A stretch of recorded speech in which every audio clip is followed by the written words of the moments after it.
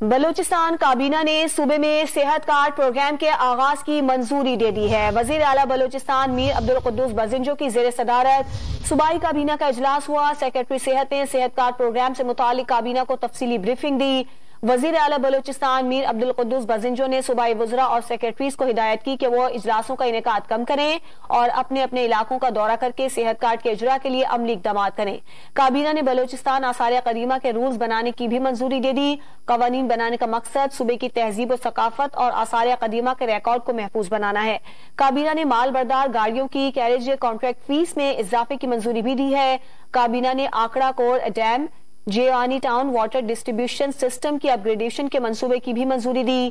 Balochistan drugs ترمیمی بل 2021 بھی منظور کر لیا گیا۔